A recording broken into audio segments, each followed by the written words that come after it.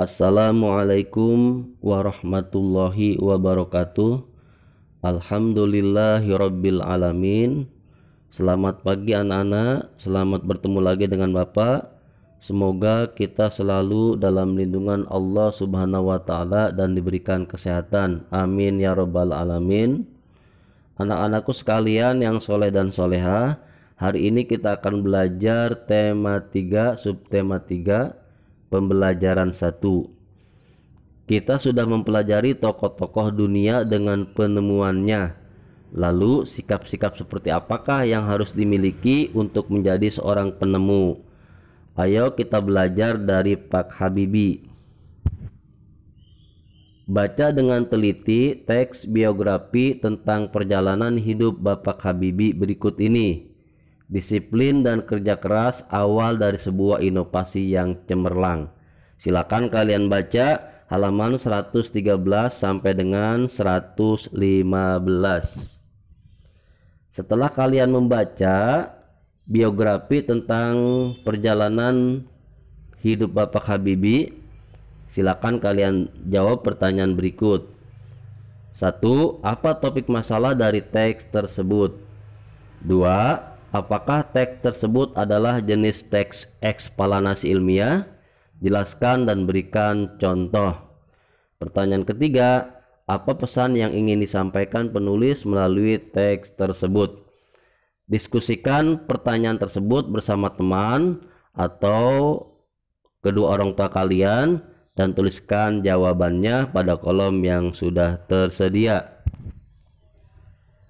Cermati kembali teks eksplanasi pensil si kecil yang amat penting pada pembelajaran sebelumnya. Perhatikan kata bercetak miring yang terdapat pada teks tersebut. Diskusikan pertanyaan berikut bersama teman. Anak-anakku sekalian, tentunya kalian sudah menuliskan beberapa kosakata yang bercetak miring pada teks eksplanasi pensil si kecil yang amat penting. Nah, sekarang kalian jawab pertanyaan berikut. 1. Apakah kosakata tersebut telah sesuai dengan pedoman umum ejaan bahasa Indonesia? Jelaskan alasannya. 2. Di mana dan kapan biasanya kamu menemukan penggunaan kosakata tersebut? 3. Kapan saat-saat kita dapat menggunakan kosakata tersebut dan saat kapan kita sebaiknya tidak menggunakan kata-kata tersebut? Jelaskan alasannya. Kita lanjutkan. Cermati hasil diskusimu, sesuaikan dengan pernyataan berikut ini. Kosakata baku adalah kosakata yang penulisannya telah sesuai dengan pedoman umum ejaan bahasa Indonesia. Sebaliknya, kosakata baku atau tidak baku adalah kosakata yang penulisannya tidak sesuai dengan pedoman umum ejaan bahasa Indonesia. Kosakata baku wajib digunakan dalam tulisan atau percakapan pada acara-acara formal atau resmi. Kosakata non baku boleh digunakan dalam bahasa percakapan pada acara non formal atau acara tidak resmi, seperti saat berbicara kepada teman dalam kehidupan sehari-hari. Oke, kita lanjutkan. Cermati kosakata non baku pada teks eksplanasi pensil si kecil yang amat penting dalam tabel berikut. Tuliskan arti kata tersebut dan temukan padanan kosakata bakunya. Anak-anakku sekalian, di sini Bapak sudah memberikan beberapa contoh kosakata non baku, berikut arti katanya, dan Bapak tuliskan juga kosakata bakunya. Nomor 1, kosakata non baku gimana sih?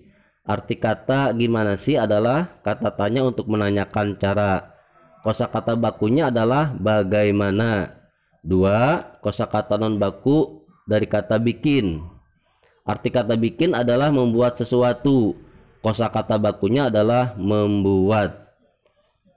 Kosakata non baku modern. Arti katanya adalah terbaru atau kekinian. Kosakata bakunya adalah modern. Nah, silakan kalian tuliskan lagi kosakata non baku yang lain, berikut arti kata, dan kalian tuliskan juga kosakata bakunya. Kita lanjutkan ke halaman berikutnya. Habibie dengan penemuannya telah memberikan manfaat yang cukup besar terhadap dunia transportasi, khususnya pada transportasi udara. Bagaimana pengaruh alat transportasi terhadap kehidupan ekonomi masyarakat Indonesia? Sekarang kalian amati proses distribusi dalam kegiatan ekonomi berikut ini. Nah, di sini gambar pabrik yang memproduksi barang atau menghasilkan barang, kemudian barang-barang tersebut didistribusikan atau disalurkan menggunakan alat transportasi darat maupun udara ke tempat-tempat pemasaran. Kemudian di tempat-tempat pemasaran didistribusikan lagi atau disalurkan lagi kepada masyarakat yang membutuhkan barang-barang tersebut. Ya, kalian amati gambar ini dengan cermat. Kita lanjutkan.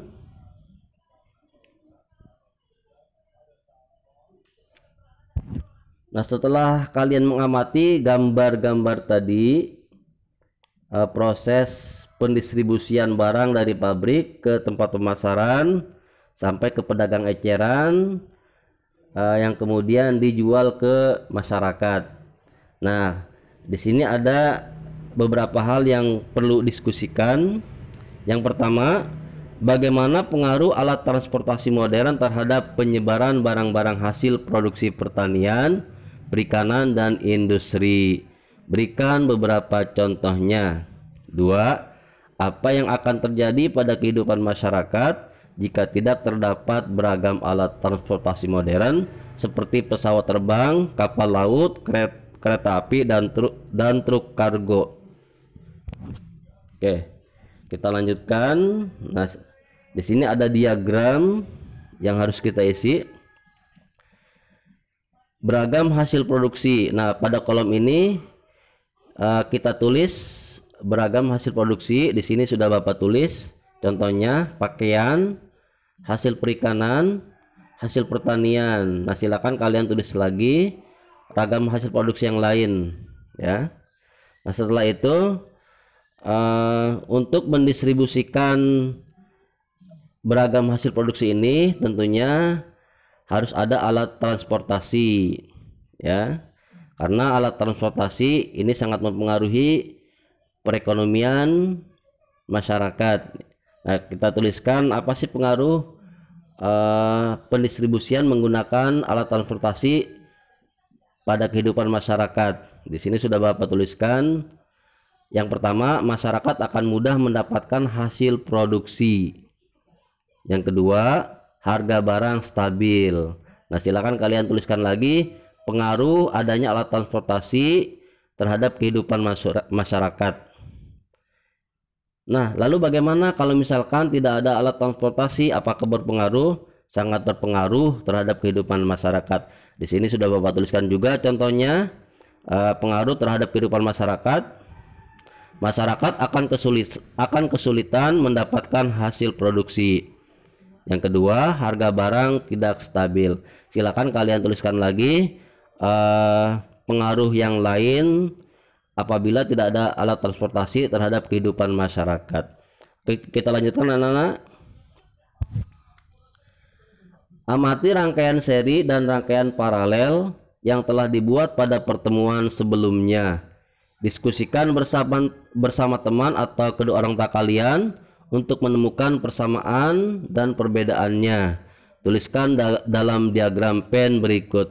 Nah, anak-anak kalian disuruh untuk menuliskan persamaan rangkaian seri dan rangkaian paralel berikut perbedaannya. Nah, di sini sudah Bapak tuliskan beberapa perbedaan rangkaian seri dan rangkaian paralel. Yang pertama, rangkaian seri disusun berbaris, sedangkan rangkaian paralel disusun berderet. Rangkaian seri apabila lampu satu mati, yang lain akan mati, sedangkan pada rangkaian paralel apabila lampu satu mati, yang lain tetap hidup. Nah, silakan kalian tuliskan lagi perbedaan yang lain. Nah, kemudian kalian tuliskan juga persamaan rangkaian seri dengan rangkaian paralel pada kolom yang ada di tengahnya.